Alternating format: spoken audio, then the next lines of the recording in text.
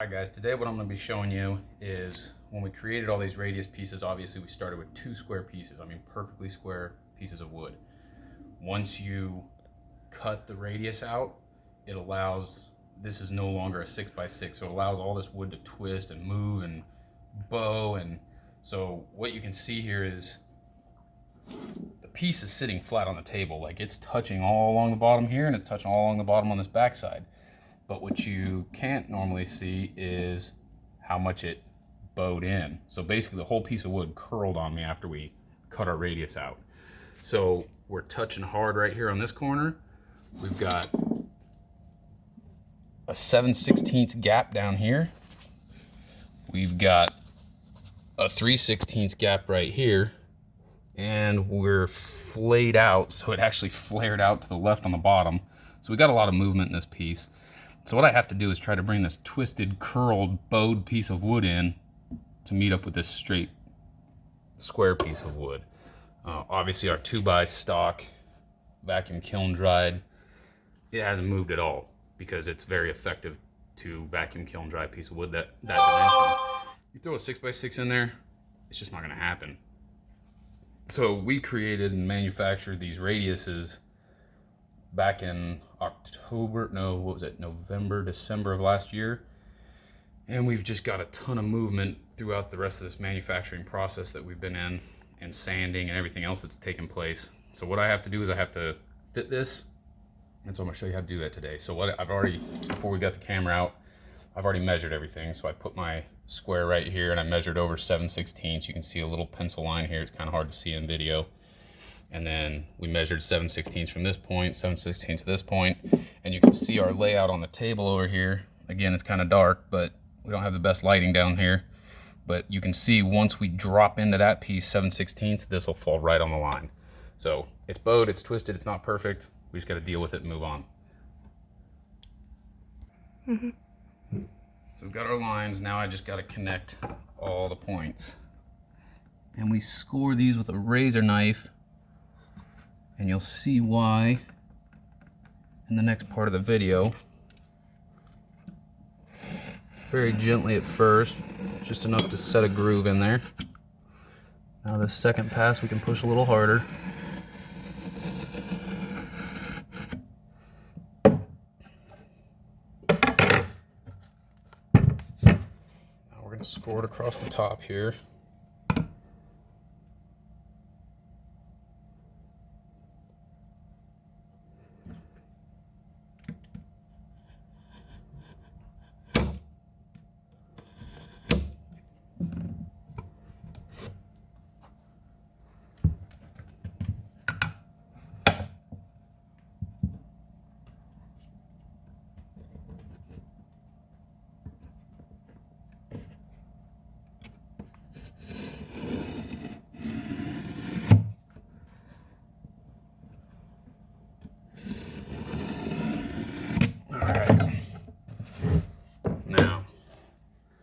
This is the scary /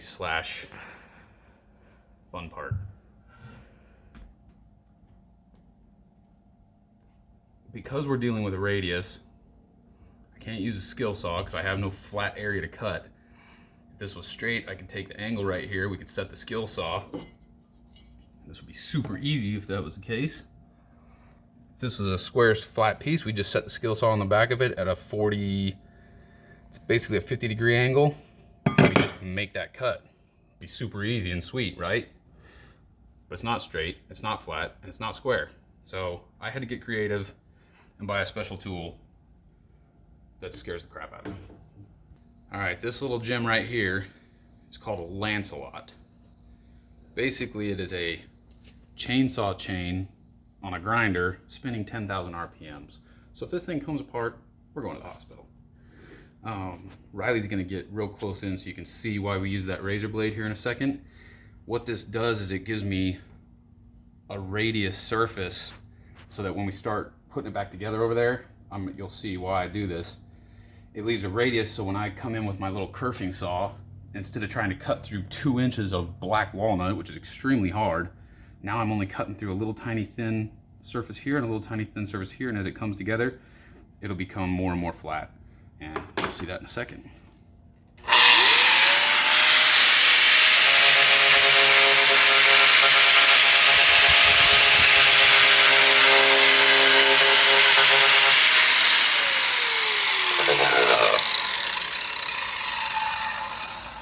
One thing I am going to do, put on some eye protection.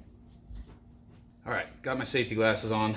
One problem down here is it's about 120 degrees in this stupid shop and we have no AC down here, so my glasses are gonna fog up. I'm probably gonna have to stop and clean them off.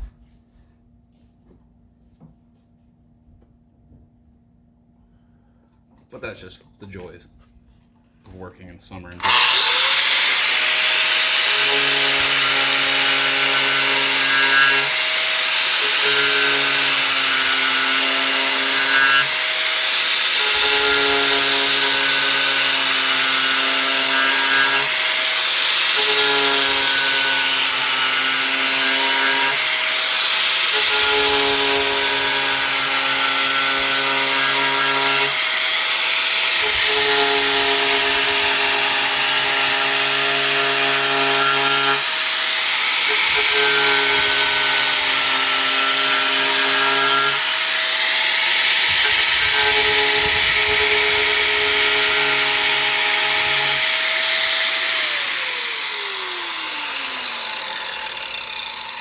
rather get in here. Like once I start, now that I've got pretty much the center of this hollow ground, we're going to start focusing on our line, and you're going to see how precise this tool can be used. I mean, we can get down, you're just going to notice little tiny bits of wood just disappearing as we come up on our razor line, and that's what guides me when to stop.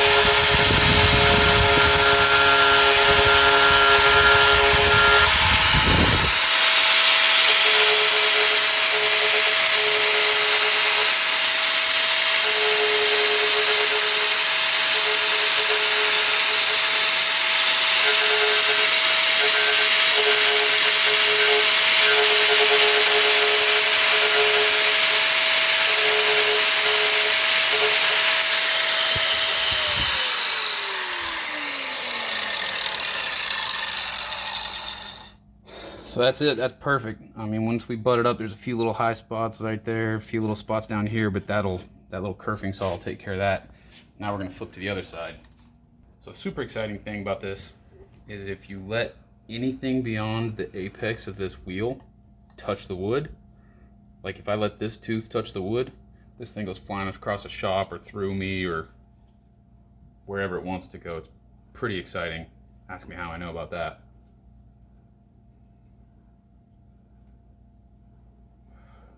So we're gonna try not to do that.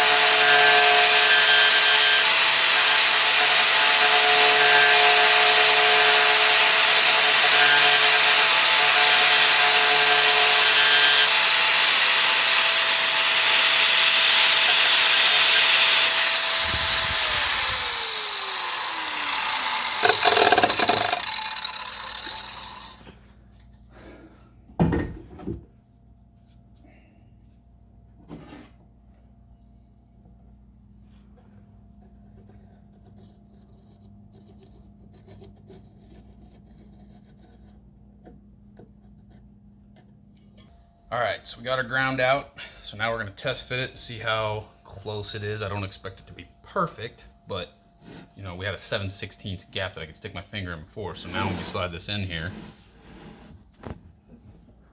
line everything up on our lines. We're dead on our layout on the table here. And now you can see we've just barely got a real thin gap, just a super thin gap. Down here it used to be gapped out 7/16 of an inch. Now we're touching. So then we take this kerf saw in here. Let's see.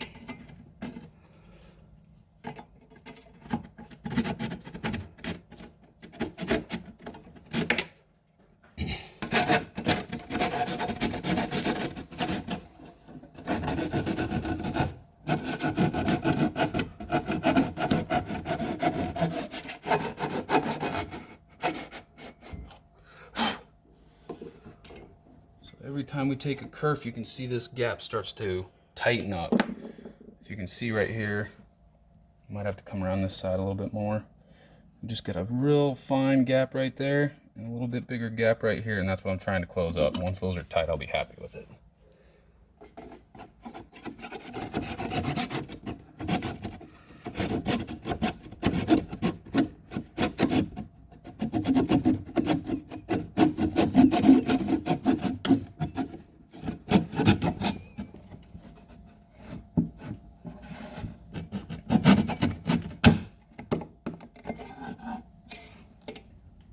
Start on my face. Yep. All right, so I ran the kerf saw through there. Riley's getting tired of videotaping. It's really freaking hot down here. But you can see after just 3 kerf passes, we've got a super tight joint. I mean, there's a few little hairline gaps. The good thing about hollow grinding this though, is we get a little bit of crush factor when I put the screws in. So now we know where our piece sits. What we're gonna do is we're gonna drill through the backboard of the wine rack. So I got this joint so tight, what I'm gonna do, I don't want it to move off of my layout. So what I'm gonna do is drill it to the backboard first, and then we'll drill into the joint, because I don't wanna lose, I'm so dead on my layout. Sometimes we're a little bit off the layout, and so I gotta fudge with it a little bit, but this one turned out so good. We're just gonna go ahead and screw it. So I drew a line right here so I know where the end of my piece is. So we're gonna come back about 2 inches from the end of our piece. 1 hole there. 1 hole in the center. Now I'm gonna go underneath and drill up into my piece some pilot holes. And I'm gonna have to get Riley to help me with that. So she's gonna have to pause the video for a second, and then we'll be right back. All right, so I'm kind of going full retard on this thing. It's attached to the backboard now. Now we're gonna screw the joint together. And I'm using 3-inch T25 Torx head screws. They're freaking expensive, but I don't want this joiner to move. And I'm pilot drilling every single one.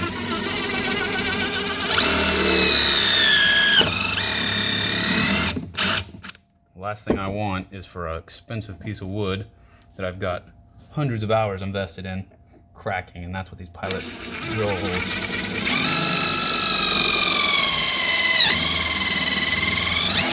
help me avoid.